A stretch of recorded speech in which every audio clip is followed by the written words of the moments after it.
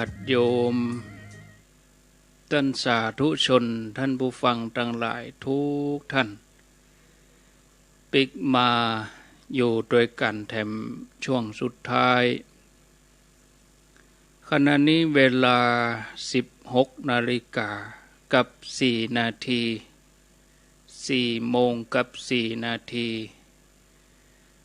บรรยากาศตอนนี้ก็มีฝนตกลงมาหลายพื้นที่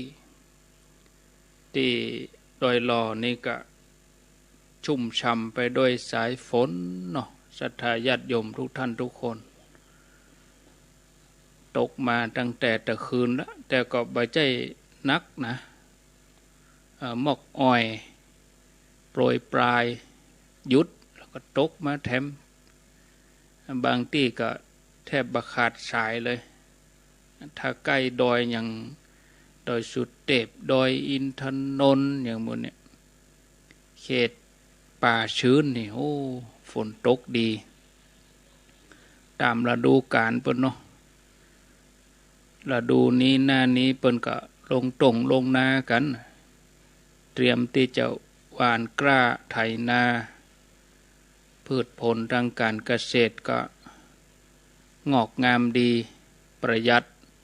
ที่จะต้องได้สูบน้ำหดผักไม้ต่างๆโลกที่เฮาอาศัยอยู่นี้เป็นโลกแห่งการสร้างสมบุญ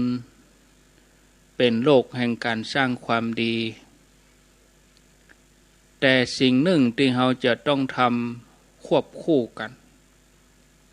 ควบคู่กับการสร้างบุญสร้างบารมีนั่นก็คือการได้ฝึกรักษาใจส่วนร่างกายจะเคลื่อนไหวเพื่อจะทำกิจกรรมอันยังก็ทำไปแต่จิตใจนั่นก็จะต้องนิ่งอยู่ตลอดเวลาเหมือนคลื่นที่เคลื่อนไหวบนผิวน้ำแต่ว่าภายใต้ท้องทะเลนี่สงบนิ่งเฮาควรทำสองสิ่งนี้กู้กันไปญาติโยมถ้าทำได้อย่างนี้บุญบารมีก็ย่อมเกิดขึ้นตลอดเวลาเฮาจะเป็นผู้ที่สร้างความดีสร้างบารมีเป็นแบบอย่างของคนทั้งหลายจะมีความสุขกายสุขใจถึงเมื่อวันถึงเมื่อคืนถึงตอนรับตอนตื่นบ่ว่าจะนั่งจะยืนจะเตียวจะเกี้ยวจะกินเมื่อถึงเวลาประพฤติปฏิบัติจิตใจของเฮาก็สะอาดบริสุทธิ์พระนิพพานนั้นอยู่ที่ไหนองค์พระศาสดาตรัสไว้ว่าบ่ใช่โลกนี้บ่ใช่โลกอื่นบ่ใช่อยู่ที่ตะวันบ่ใช่อยู่ที่เดือนบ่ใช่อยู่ที่ดาวอังคารบ่ใช่ดินใช่น้ำใช่ลมใช่ไฟที่เฮาหันด้วยตาเนื้อแต่อายตนะนั้นนิพพานนั้นจะไปบ่ถึงด้วยยวดยานพาหนะจะไปด้วยรถจะไปด้วยเรือก็ว่าจะไปด้วยยานอวกาศไปด้วยจรวดไปด้วยเรือบินเครื่องบินอะไรอย่างก็แล้วแต่ไปบ่ถึงทั้งนั้นบ่มีการไปบ่มีการมาบ่มีการนอนมีแต่การสงบนิ่งศรัทธาญาติโยม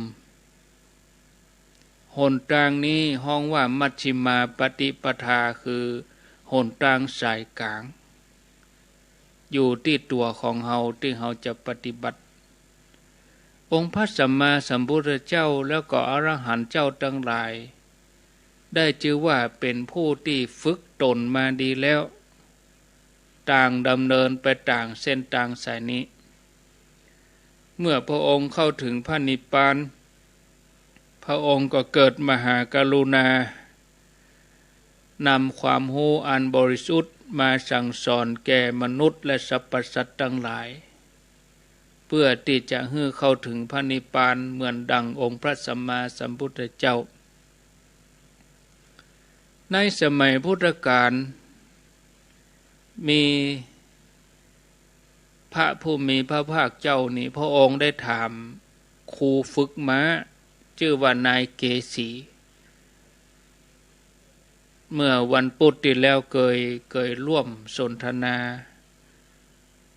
กับท่านพระครูสุเมธธรรมเสวีแล้วเรื่องนายเกษีฝึกม้า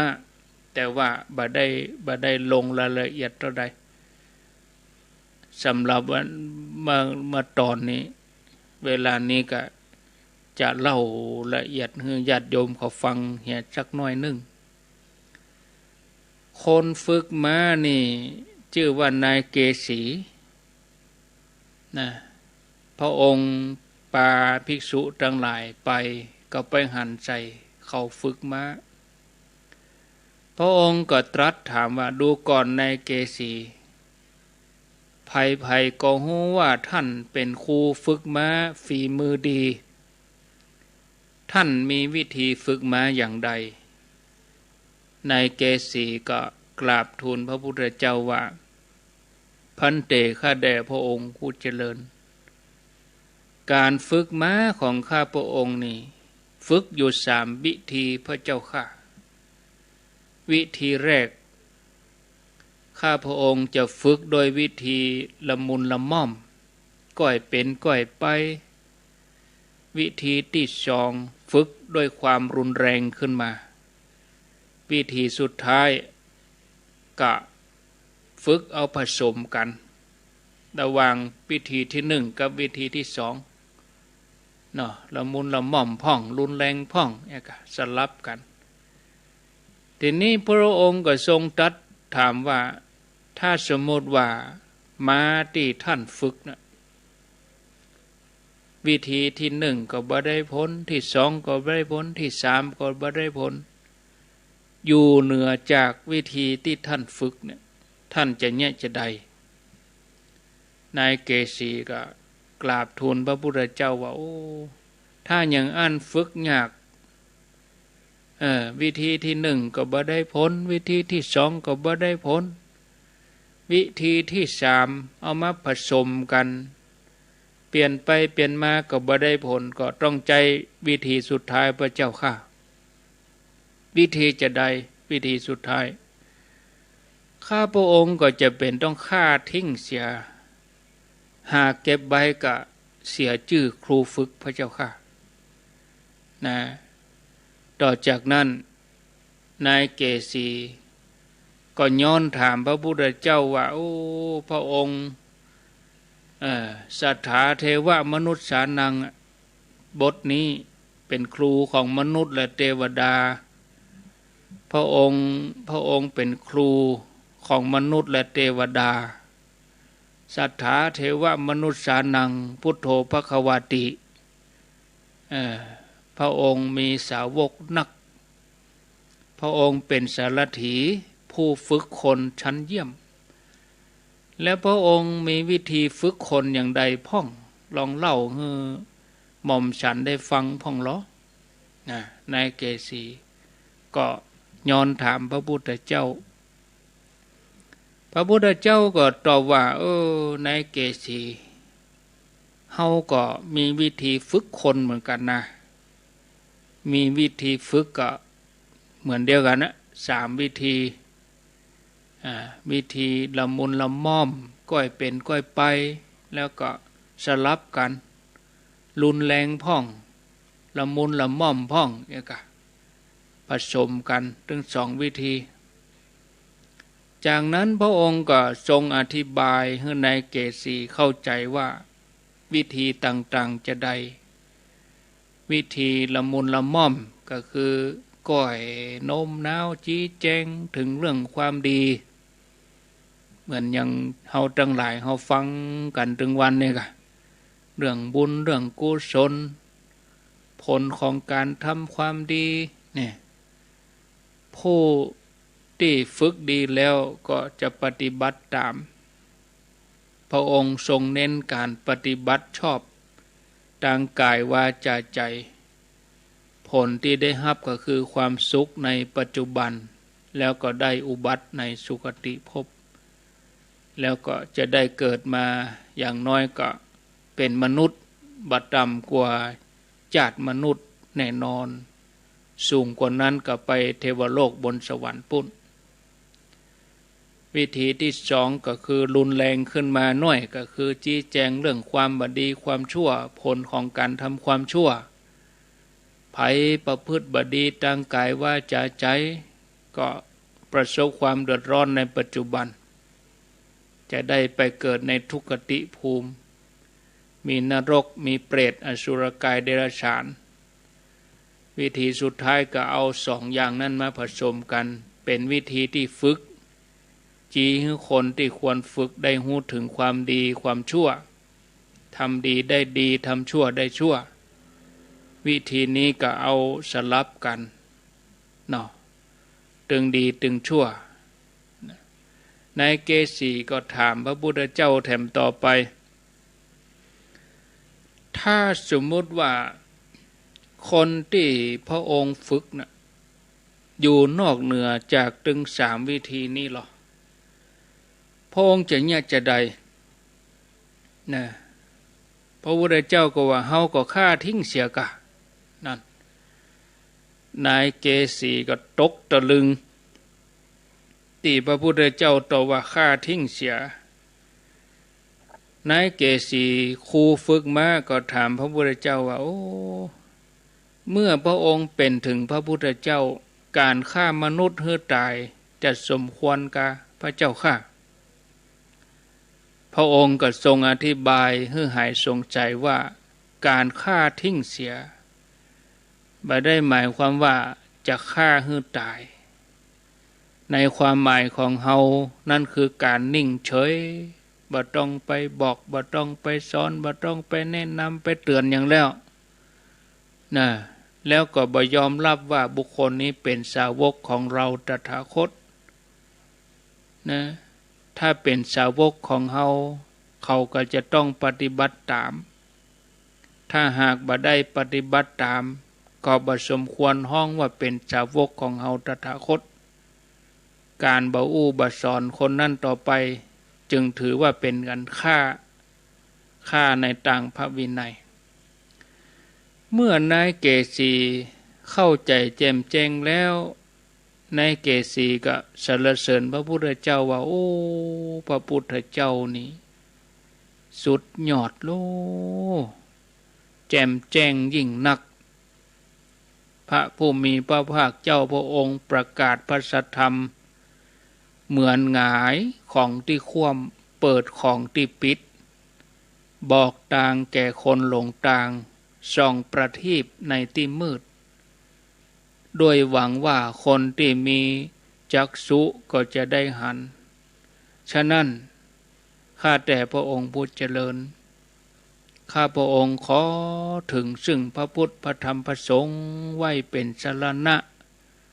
ขอพระพุทธเจ้าโปรดจำข้าพระองค์ว่าเป็นอุบาสกเข้าถึงรัตนตรัย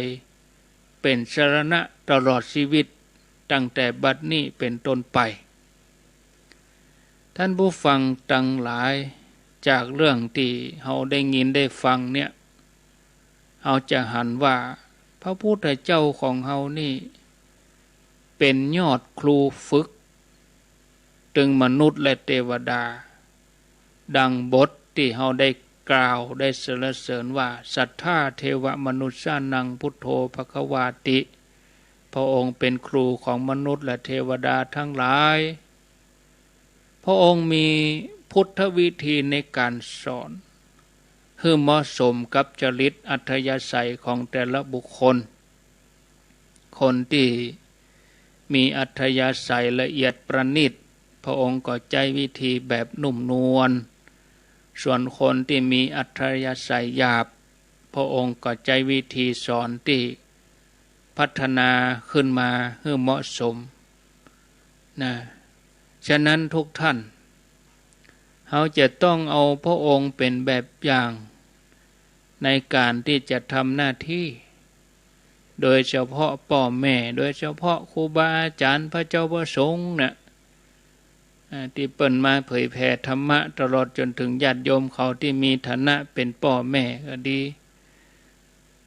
มีฐานะที่เขาจะได้จวนคนนั้นคนนี้มาประกอบคุณงามความดีเขาก็เล็งพอก่อนเขาหุมก็บ่หุมเขาชอบก็บ่ชอบถ้าเขาบ่หุมเขาบ่ชอบเขาก็บ่ต้องไปบังคับเขาแล้วเนี่ยได้ก็เขาบ่หุมมาทางนี้คนหุมเปิ้นถึงฟังคนบ่หุมก็บ่ฟังเนี่ยจริตเปิ้นบ่มาทางนี้อัธยาศัยเปิ้นบ่มาทางนี้เขาบ่หุมทางนี้เขาก็ต้องปิดวิทยุคนเดียวเขาก็ไปฟังเพลงฟังอย่างของเขาแต่ถ้าอย่างเฮาหุมมาทางนี้เขาก็เพียรปฏิบัติคือฝึกตัวเองเป็นแบบอย่างเสียก่อนเอาตัวเขาเป็นแบบอย่างแล้วเขาก็ไปจวนคนอื่นทำความดีทานศีลภาวนาอย่าได้ละอย่าได้ขาดคือมันอยู่กับใจของเฮานี่ตลอดเวลาตัวนี้จะเป็นอุปกรณ์สำคัญเมื่อเฮาหู้เฮาหันแล้วเฮาก็จะได้ทำหน้าที่ด้วยความมั่นใจนะโอปัญญิโกให้ตัวเองได้หันได้หู้เสียก่อนเฮาถึงจะไปบอกให้คนอื่นได้ถ้าเฮาบ่ได้หันเฮาบ่ได้หู้เฮาก็บ่ฮู้จะเอาหยังไปอู้ไปบอกให้เขา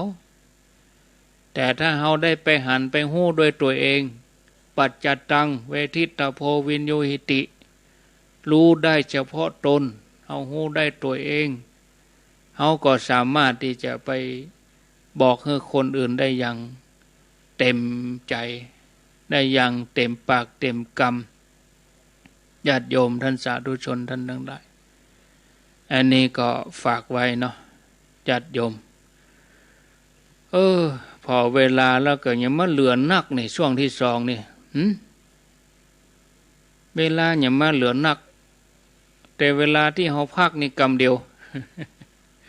เวลานั่งอู้นะช่วงที่สองเนี่ยมันเมินเหมือนกันนะแต่ช่วงแรกนี่กำเดียวนะเหมือนเขากินข้าวกินก๋วยเตี๋ยวถ้วยแรกเวลาเขาอยากกินข้าวมันอย่ามาได้น้อยกินไปอิ่มบอกกองถ้วยที่สองโอ้บนอย่างเขานักแต่นะว่ากินมาเสี่ยงจัดรายการนี่ก็เหมือนกันชั่วโมงแรกนี่แวบเดียวฮับโทรศัพท์กำเดียวหมดชั่วโมงบอกกองชั่วโมงที่สองนี่โอ้เอายังเหมือนกันแต่ก็บ่มีปัญหามันลงตัวแล้วนะจัดรายการมัก2 ชั่วโมงนี่โอ้แป๊บเดียวตัวอันแต่อาตมาเก่งใจญาติโยมเขานะกะกลัวจำเบินกลัวจะก่ายก็หาถึง2 ชั่วโมงก่อนนี่กำลังว่าบะเบื่อบะก่ายกันนอบะเบื่อบะก่ายกันก็ฟังกันต่อไปจบในเรื่องธรรมะต่อไปก็จะมาฮื้อรายละเอียดเกี่ยวกับกิจกรรมการงานกิจกรรมการงานนั่นก็ที่เปิ้นจะทำประเด็นนี้เปิ้นก็ทำกันแล้วไม่ใช่ว่าจะทำคือทำแล้ววันนี้ศาลาถ้าจะหยุดเถอะก็ฝนตกเปิ้นทำอย่างกันแปลงงานศาลาแปลงศาลาที่ดอยนางแก้วศาลาพระศรี2 เมืองเป็นจะได้ถึงตั้งชื่อว่าพระศรี2 เมืองเมืองเจียงไฮ้กับเมืองเจียงใหม่อันนี้ศรี2 เมืองเขตรอยต่อดอยสะเก็ดกับเวียงป่าเป้าเจียงไฮ้กับเจียงใหม่แล้วก็พระพุทธรูปองค์นี้เปิ้นก็เอาประดิษฐานไว้หั่นเมื่อเดี๋ยวเป็น40-50 ปีในสมัยของหลวงพ่อพระครูมงคลศิลวงศ์อดีตเจ้าคณะอำเภอดอยสะเก็ดอดีตพระเทพวิสุทธิคุณอดีตเจ้าวาดวัดบุพารามเจ้าคณะจังหวัดเชียงใหม่เก่าซึ่งตอนนั้นเพิ่นก็เป็นเจ้าคณะอำเภอดอยสะเก็ดได้ร่วมกันกับท่านเจ้าคุณพระสุนทรปริยัติวิกรมหรือว่า ท่านเจ้าคุณอาจารย์พระมหาทรัพย์นรินทร์โทวัดป่างิ้วอำเภอเวียงป่าเป้าเปิ่นเอาพระ42 เมืองไปไว้หันแล้วก็เมื่อก่อนนี่ก็ครูบาอาจารย์เปิ้นก็บอกเล่าให้ฟังอาตมาก็มาเล่าต่อถนนก็บ่ได้เจริญนี่อิงก็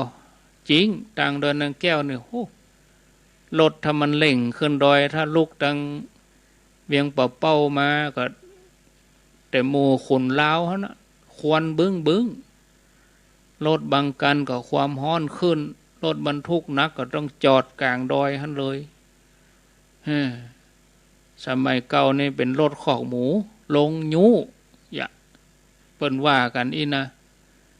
รถบางทีก็เป็นลุกลางดอยหั่นพ่องถ้าลูกเชียงไฮ้มาถ้าลูกเชียงใหม่จะไปเชียงไฮ้กับเตมูเนี่ยดอยนางแก้วนี่นะต่างมันจริงแล้วก็มัน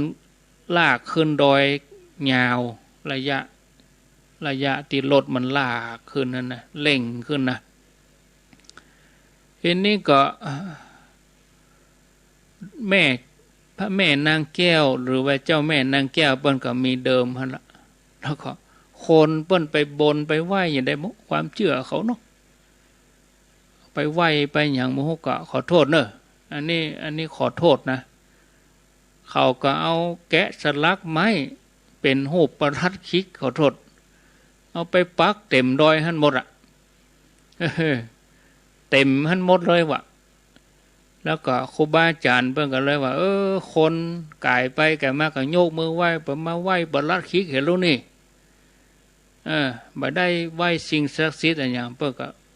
ครูบาอาจารย์รุ่นนั้นเพิ่นก็ปากันมาถอนขว้างหมดเอาไปเผาให้หมดเสี่ยงหมดลึงแบบนี้ก็เลยเอาพระไปไว้หั่นแทน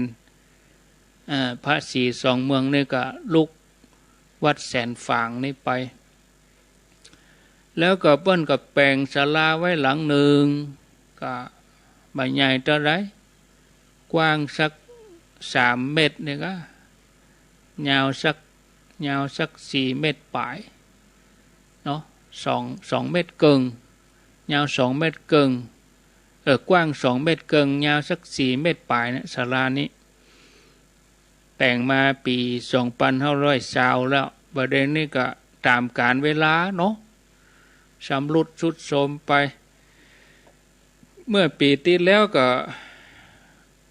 ไปเทฐานกันไปขนหินขนทรายขึ้นไปไว้บนหั่นก่อนแต่บะแปลงเตื้อที่บะแปลงเตื้อที่ยื้อเวลาไป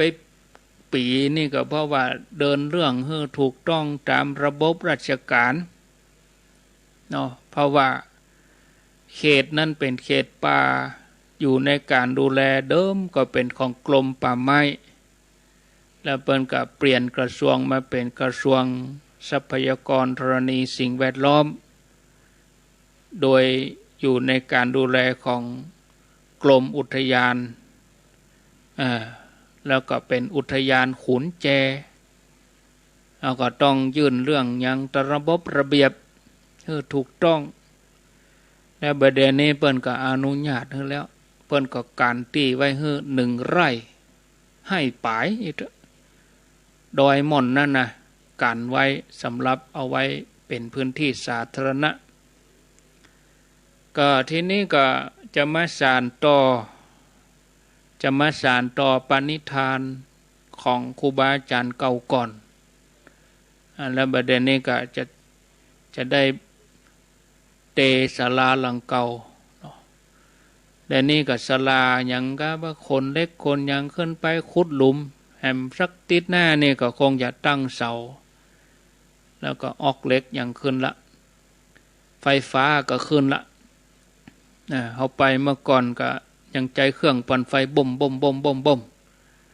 แต่ประเดี๋ยวนี้เปิ้นต่อไฟหลวงลงมาฮื้อแล้วก็เอามาเข้าไฟแรงต่ำก็ต่อขึ้นมาบนนั้นใจได้ละไฟฟ้าใจได้ละนะ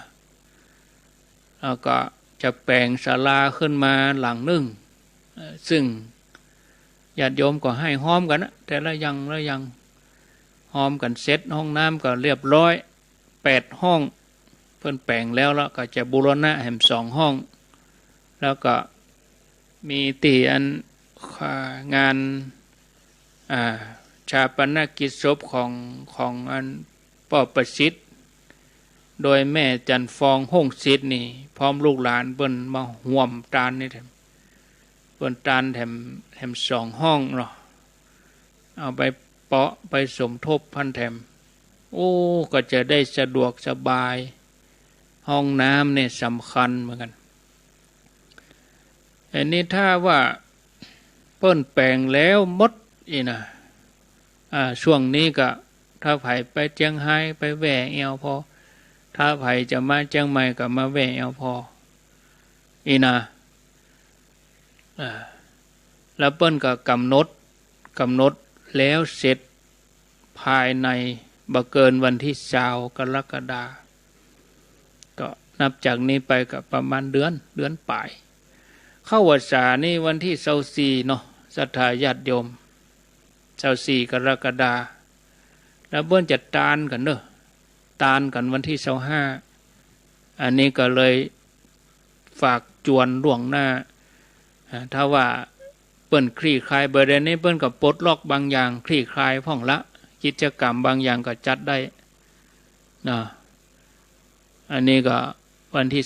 25 กรกฎาคมก็จะได้ตานศาลาก่อนส่วนเจดีย์นั่นก็จะวางแผนกันแถมอยู่นะอันนั้นก็ว่ากันแถมกรรมก็เชิญชวนเนอะวันที่25อาตมาก็ถ้าเข้ารายการวันเสาร์วันอาทิตย์มื้อแลงก็ชวนญาติโยมทางเวียงเป่าส่วนญาติโยมทางเชียงใหม่เฮานี่ก็แล้วแต่จะมีส่วนร่วมนะเฮามีส่วนร่วมก็ตามเจตนาแต่เวียงเป่านี่ก็คือญาติโยมเขาปักต้นวัดไผ่วัดมันแต่ละวัดละ1 ต้นวันที่25ก็เอาต้นมาตานเอามาตานด้วยกันวันที่25 กรกฎาคมอันนี้ในอำเภอเวียงเป่าส่วนทางญาติโยมเขาตอนนี้ก็ตามเจตนาใจใครให้ไปตานคนเดียวปุ่นเลยนะสบายใจดีบางท่านไปบ่ได้ก็ฝากแต่ตอนนี้บ่ต้องฝากเด้อบ่ถ้าว่าบ่กองวางสายปุ๊บโทรมาหอมเนี่ยบ่มีเตือนก่อนงาน1 อาทิตย์ก็ว่ากันถ้าเฮาบ่ได้ไปนะก่อนงาน1 อาทิตย์สมมติว่างานมีวันที่25เนาะ25 กรกฎาคมก็ประมาณวันที่19วันที่20นี้ก็ก่อยมารายละเอียดตอนนี้ก็คือข้อมูลไว้เจออีกก่อนประเด็นนี้ก็ตั้งหลวงตั้งอุทยานแห่งชาติตั้งอย่างอุทยานตั้งอย่างเปิ้นอนุญาตเรียบร้อยหมดแล้วบ่ต้องได้วิตกกังวลนี่ละบ่ผิดกฎหมายทำได้โดยความสบายใจเนี่ยบ่มีการได้ผิดระเบียบอันอย่างแล้วถูกต้องเปิ้นอนุญาตให้สร้างตามแบบตามแปลนเรียบร้อยนะอันนี้ก็แจ้งญาติโยมอันนี้เอาทำให้มันถูกต้องเนี่ยดีถ้าบ่ถูกต้องนี่เขาเอาออกสถานีเขาประกาศไปมันบ่ม่วนคนไปก็บ่ม่วนทำบ่ถูกทำให้ถูกเนาะมันก็ถูกทำบ่ถูกมันก็บ่ถูกนั่นแหละถ้าเขาทำบ่ถูกเพื่อก็จะมาลื้อมาลูนมันยุ่งกันเดี๋ยวนี้ถ้าเขาทำถูกแล้วมันถูกไปตลอดเลยมันอดใจเห็นหน่อยช่วงที่บ่มีข่าวอย่างก็ญาติโยมเขาก็ถามให้เต้นเด้อโทรมาถามพ่องพิมพ์ไลน์มาพ่องเปิ้นบ่แปลงแล้วกะดักปิ้งเปิ้นบ่เนี่ยก็เฮามันคนเฮามันใจฮ้อนเนาะแล้วคนที่เดินเรื่องเปิ้นบ่ก็ฮ้อนเรื่องเฮาก่อนกะหนังสือราชการนี่มันโตกันไปโตกันมาตอบกันไปเราไปตามลำดับขั้นตอนเปิ้นน่ะกะแต่ว่าเฮาเย็นนะเฮาก็ซ้ำใครแปลงมันผูกนิ่มซ้ำกะแต่ตามระเบียบเปิ้นก็ต้องอย่างนั้นหนังสือกลัวจะเกษียณหนังสือไปเป็นตามลำดับขั้นตอนเฮานี่เฮาจะเห่งแปลงเอาบ่เดียวนี่มันบ่ได้ อันนั้นเบิ้นก็ทดสอบตัวเฮาไปด้วยทดสอบคนแปลงคนสร้างไปด้วยว่าจะมีความอดทนขนาดไหนจะมีความพยายามแค่ไหนมีความศรัทธามั่นคงก็ถ้าเฮามีความศรัทธามั่นคงเฮามีความตั้งใจดีมันก็ตึงดีมันก็ตึงสำเร็จเหมือนอย่างเดี๋ยวนี้มันก็เริ่มแปลงเริ่มยังก็มันก็เริ่มต้นที่ดีก็สำเร็จไปครึ่งหนึ่งถ้าเฮาเริ่มต้นแล้วมันมีเรื่องกันเอาก็ลังแปลงแล้วเปิ้นมาสั่งลือมันบ่ม่วนใจอันนี้มันสบายใจดีเนาะศรัทธาญาติโยมเนาะก็เกี่ยมกันเด้อวันที่25กรกฎาคมเอาปากกามาเขียนไว้อย่ามาหมายไว้อย่าเด้อ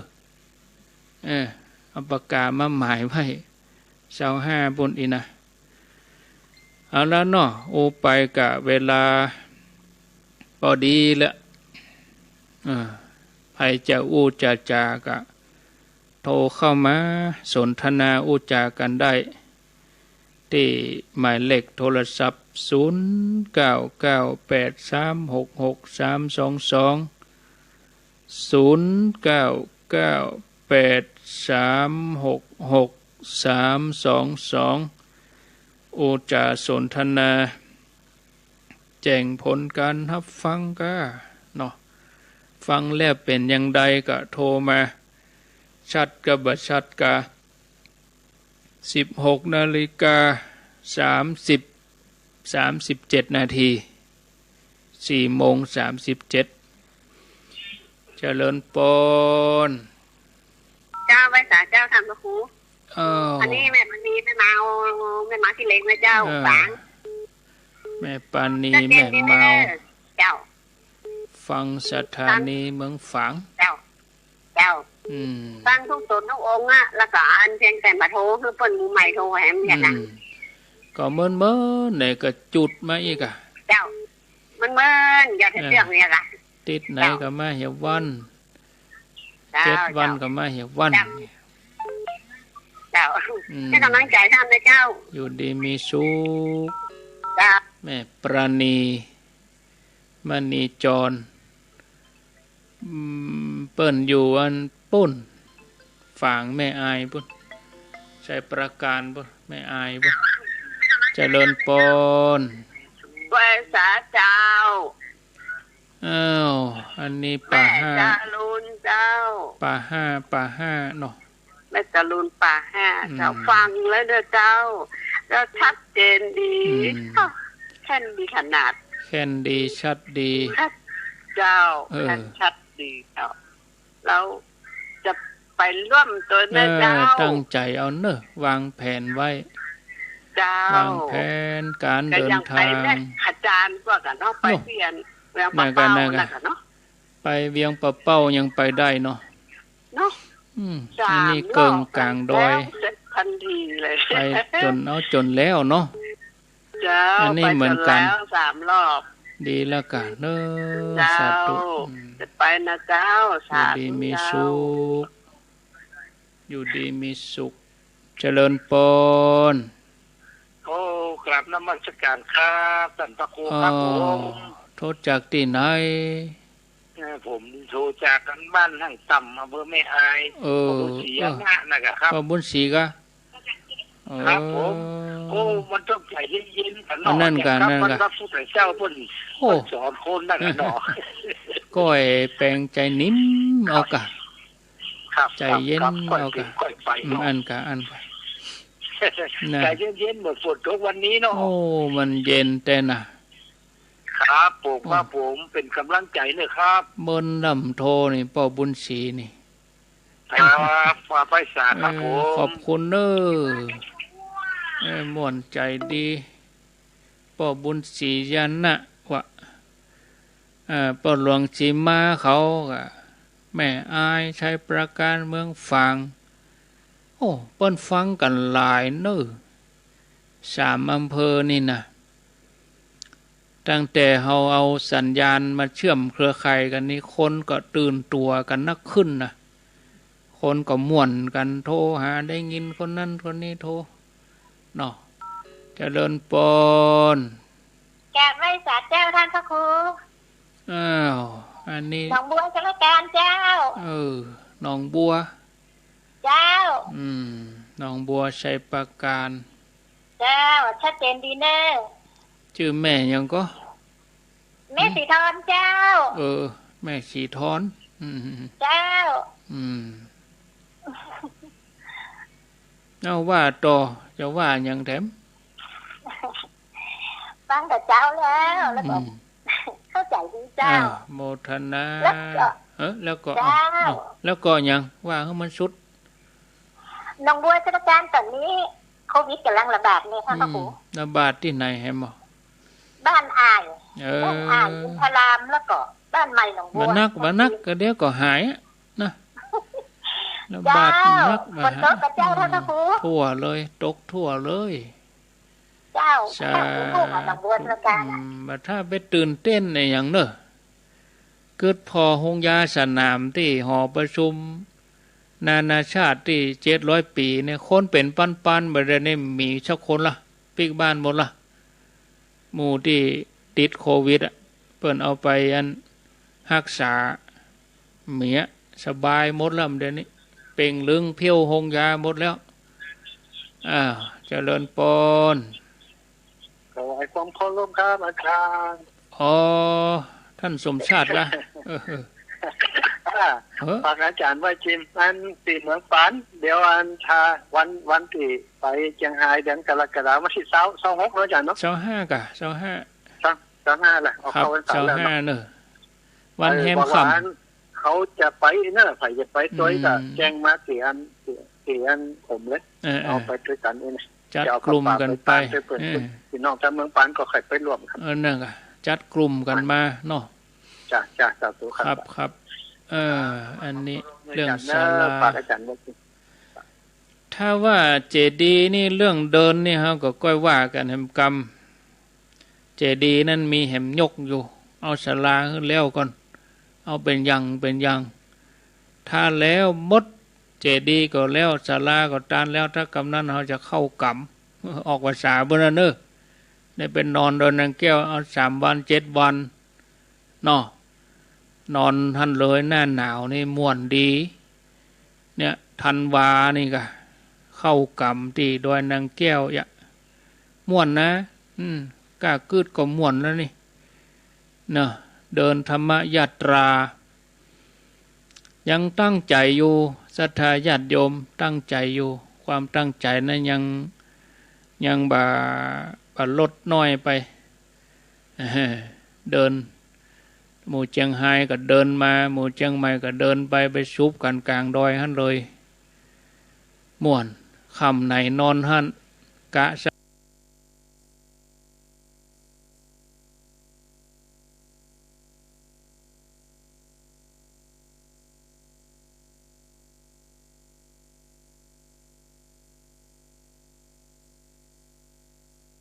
2 วันลดน้อยไปเดินหมู่เชียงไฮ้ก็เดินมาหมู่เชียงใหม่ก็เดินไปชุบกันกลางดอยหั่นเลยม่วนค่ำไหนนอนหั่นกะสัก2 วัน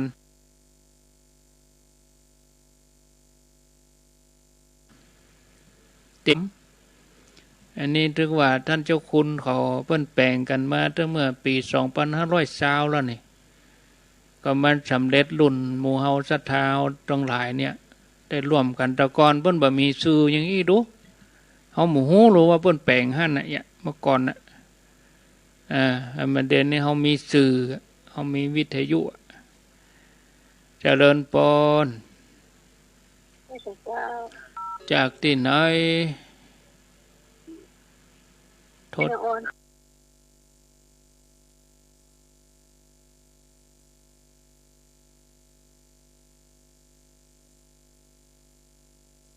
อ้วนกะ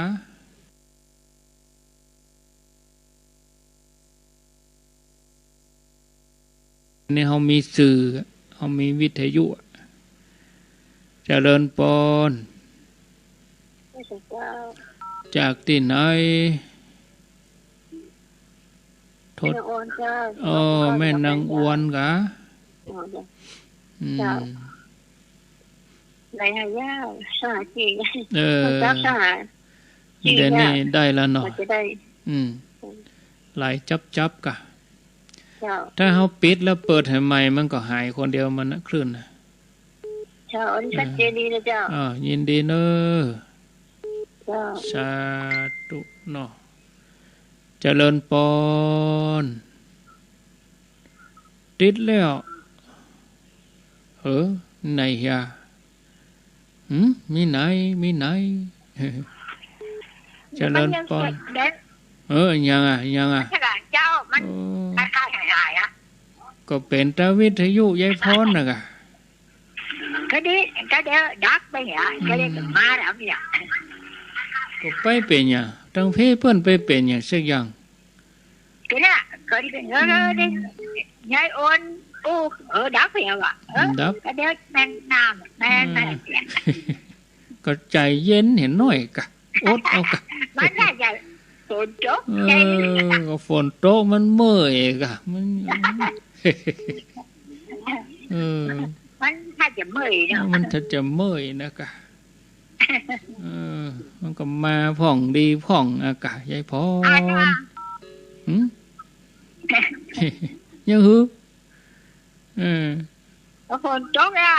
รับ โตก็รับกะโอ้เนาะ มันคือแล้วรับเนี่ยทำอะไรเครียดอ่ะ รับไล่ดีแล้วฝนตกเนี่ยรักกับเป็ดห้องอะไรพวกแกนะห้องหายใจพรน่ะ ห้องอ่ะห้องยังหู้อยู่กะไปฝันกะไปฝันหากะได้ยินอ่ะแต่แกว่าไปโทรไปไม่ได้ยินอยู่ในวิทยุปุ่นน่ะสะดุ้งเลยเนาะบอกกองบนห้องสะดุ้งตื่นเลยเนาะได้ยินเป็นก็ปัญหากันนั่นหรอแล้วก็ไปให้โทรไปเป็นว่าแฟนรายการเป็นห้องมาละน้องพี่สมัยก็โทรมาโดทุกรายการเนาะยายพรนี่เจ้าเหนียวแน่นดุดเลยดีแล้วก็อย่างที่วัดตั้งพระบาทเจ้าผ้าเสมอเด้อเปิ้นโทรเข้าตามโดนที่โดนแล้วกันตั้งแต่หัวโมบาถึงเพื่อมาซื้อมาดูเป็นเหตุเป็นอธิบายนะโอ้ดีแล้วกะก็ไม่ยากจะไปยังไงอ่ะเนาะเอาธรรมะธรรมโมนะอันเนี้ยธรรมะธรรมโมนี่ดีว่า70 บาทเนี่ยไปจ้างจะมีนั่นคือธรรมโมสังโฆเนี่ย79เอาธรรมะธรรมโมนะไปจ้างเนาะ70ต้องฮือก็79จ้ะ49 39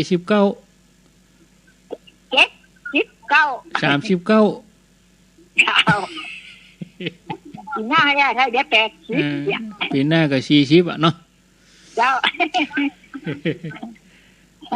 อายุมันยืนยาวเนอะเจ้ายายพรร้องวัวแดงสั่นกำแพงเชียงใหม่ก็อารมณ์ดียิ้มแย้มก็สืบอายุไปเนาะศรัทธาญาติโยมเจริญปอนครับท่านพระครูโยมป่ออนุวัตกะครับผมน้องจอมครับน้องจอมเนาะเบิ่นดังได้โทรหากันแต่ครับเย็นสบายดีนะครับสบายดี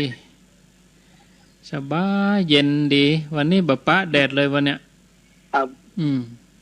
ว่าวันที่25ผมกำลังปรารถนาอยู่นี่ว่า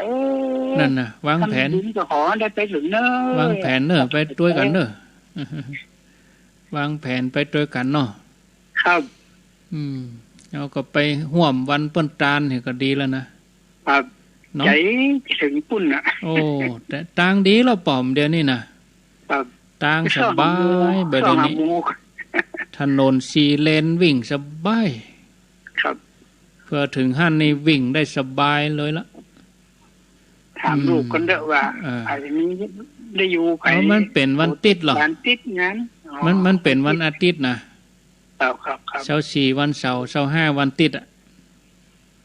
มันเป็นวันอาทิตย์พอดีอ่ะวางแผนจะร่วมเดินทางเนอะครับสาธุสาธุโอ้คนจะนักเนอะเนาะจะนักเหมือนตอนที่เขาไปขนหินขนทรายไปขนหินขนทรายศรัทธาญาติโยมก็ไปหลายตอนนั้น2 รอบแรกนี่ขนดินขนอย่างใส่ในตึกใส่ในฐานศาลารอบที่2นี่ติ้วปูนขึ้นไปเทติ้วปูนขึ้นไปเทบนหันแล้วก็เดี๋ยวแถมต่อไปวันงานนั้นวันที่25เขาจะได้ขนดินกีเนอะปะโถขนดินกีกันขนก้อนเอายื่นต่อกันเนี่ยเจริญปนเจ้าปูจากที่ไหนห้วยบ่อทองโดยสะเก็ดนะเจ้าห้วยบ่อทองเด็ดสะกอยโดยสะเก็ดชัดเจนดีเนอชัดแจ๋วดีเนาะเจ้าเหมือนจะได้ไปโดยนางแก้วแล้วเนาะพี่น้องโดยสะเก็ดก็เกียมตัวเนอะเจ้าเขาแล้วก็ไปช่วยเป็นคนหินคนทรายเนาะได้ห่วมกันหลายรอบหน่อย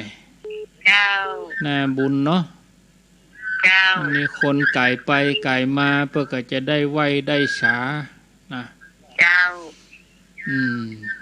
โดยสะเก็ดห้วยบ่อทองอยู่ดีมีสุขเนอะศรัทธาเพิ่นตั้งแม่คือตั้งอย่างเพื่อก็ไปจัดหลายหรอโดยสะเก็ดมีเข้ามาญาติโยมโทรเข้ามาที่0998366322เอาแถม7-8 นาที7-8 นาทีก็จะได้ลาญาติโยมขอท่านทั้งหลายแล้ววันพวกนี้บ่พลาดละพวกนี้ปะกันแน่นอนแล้วก็ได้เจ้าก็บ่ได้สวดมนต์สกรรมแต่ธรรมะก็สวดนั่นนะแต่วิทยุบ่ได้สวดวันพวกนี้พลาดเนาะ 5:00 ถึง 6:00 นอาตมาจัดเวลาแถมใหม่สลับกับท่านสาธิตอินดูท่านสาธิต 4:00 ปลายลวดถึง 7:00 นก็เลยอินดูเปิ้นวันการอาตมาก็จัดก่อน 3:00 ถึง 4:00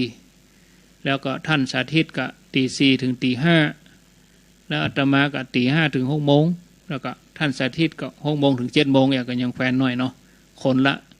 ละ2 ชั่วโมงกุฏเตือนี่วันการท่านสาธิต 4:00 นก็ถึง 7:00 นเสียงปอแหบอินดูท่านเหมือนกันก็เลยแบ่งเบากันแลกกันช่วง 5:00 ก็จะนำญาติโยมท่านทั้งหลายได้สวดธรรมจักรกับปวัตตนสูตรแล้วก็บทแผ่เมตตาใหญ่เปิดหนังสือสวดเนอะญาติโยมธรรมจักรเปิดสวดด้วยกันเลย 5:00 ทุกวันจันทร์ถึงศุกร์เว้นวันเสาร์วันอาทิตย์ส่วนเมื่อค่ำก็ในเครือข่ายขึ้นสีขาวนี่ทุกวันเลยเมื่อค่ำทุ่มถึงทุ่มเกิงทุกวันนะธรรมจักรกับปวัตตนสูตรแล้วก็สวดเมตตาใหญ่ทุกวันเลยถึงป้อนเข้าวสาเพื่อนนะเนาะแล้วก็วันที่เขาจัดการศาลาเขาก็จะได้ไปสวดธรรมจักรด้วยกันบนดอยบุญดอยนางแก้วบุญมีละอ่อนน้อยละอ่อนใหญ่คนเท่าเขาตั้งนี้ไปถ้าสวดตัวถึงวันคงจะได้อยู่ว่ากำปากได้อยู่เนาะไปถึงปุ่นนะเข้าวสาปุ่นนะถ้าบ่ได้แถมก็เต้งเอาแหม3 เดือนเนาะว่าไปถึงวันเจ้าแรงเนอะถึงได้เชื่อกะศรัทธาญาติโยมขอถึงเก่งถึงว่าได้หนังสือก็มีเปิดสวดไปเลยใน104นี่ก็ถ้าเปิ้นว่างเวลาว่างเปิ้นถึงเอามาเปิดหรอธรรมจักรนะเปิ้นถึงเอามาเปิดแทรกให้ญาติโยมเขาบางทีบางท่านบางคนเปิ้นก็ฟังในรถแต่ได้บทสวดมนต์ในรถไปด้วยก็เป็นมงคลเนี่ยอยู่บ้านอยู่จองฟังในรถในบ้านเจริญปนไหว้สาเจ้าโทรจากที่ไหน รู้จักบันทีโลงเจ้าบันทิโลงเบิ่นลำได้ยินเนาะบ่ได้โทรมามันโทรบ่ต้านเปิ้นน่ะเลยฟังเปิ้นโอ้ว่าก็แล้วค่ะฟังเปิ้นโทรโทรบ่ต้านเปิ้นจักเตอเนี่ยหายไปเมิ่นน่ะบันทิบันทาเนี่ยจ้ะศาลพระเจ้าแดงอย่าหายไปเมิ่นวันนี้โทรมาเลยติดเด้อพอดีอ่ะจับพอดีชั่วโมงที่2มาเลยโทรเด้อได้ติดฟังชัดเจนดีเนาะเจ้าชัดเจนดีเจ้าฟังกันไปตลอดเน้อเจ้าฟังคุณต้นคุณโอ่งละเจ้าฟังถึงว่านละเจ้าเต้เจ้าสาธุสาธุเจ้าไว้สาเจ้าบ้านที่โลงเนาะบ้านที่โอ้บ้านที่บันทาเอาละบ่ตัวอีก่อนเนาะญาติโยมพอสมควรแก่เวลานำรายการจากลาท่านผู้ฟังไปก่อนเน้อสำหรับรายการอาตมาภาพวันนี้รายการต่อไปเปิ้นมารอท่าวันนี้ได้ได้จากไปบ่ถูกหูบ่ถูกใจท่านใดก็ขอสุมาอภัยเน้ออันใดที่เป็นสาระก็เก็บสอนจิตสอนใจเอาบอกกล่าวแนะนำคนอื่นต่อไปทุกท่านได้อยู่ดีมีสุขเดินทางไปที่ไหนทางใดก็แคล้วคลาดปลอดภัยใจถนนยวดยานพาหนะก็ระมัดระวังอย่ามีความประมาทเนาะระมัดระวังในการใจรถใจท้องถนนอุบัติเหตุพร้อมที่จะเกิดขึ้นได้ทุกเวลาถ้าเรามีความประมาทญาติโยมเตรียมกับข้าวกับปลาหุงหาอาหารก็รับประทานอาหารได้อย่างสุขกายสุขใจคำมาก็เปิดวิทยุฟังธรรมะได้อาหารตั้งใจเป็นความม่วนอกม่วนใจของศรัทธาญาติโยมวันนี้ได้ปฏิบัติหน้าที่2 ชั่วโมงเรียบร้อยก็ขอนำรายการจากลาท่านผู้ฟังไปก่อนขอบคุณอนุโมทนาบุญกับสถานีวิทยุทุกคลื่นทุกที่ทุกแห่งผู้อำนวยการสถานีทุกที่ทุกแห่งที่เปิ้นได้อนุเคราะห์เวลาเชื่อมเวลารายการนี้ไปสู่ผู้ฟังทางบ้านอนุโมทนากับทุกท่านที่โทรศัพท์เข้ามาร่วมรายการท่านที่ตั้งใจแล้วโทรมาบัดดันก็จะไปน้อยใจโอกาสหน้าเฮายังมีแถมอยู่สำหรับวันนี้สวัสดีจบก่อนอายุวันโนสุขังปลัง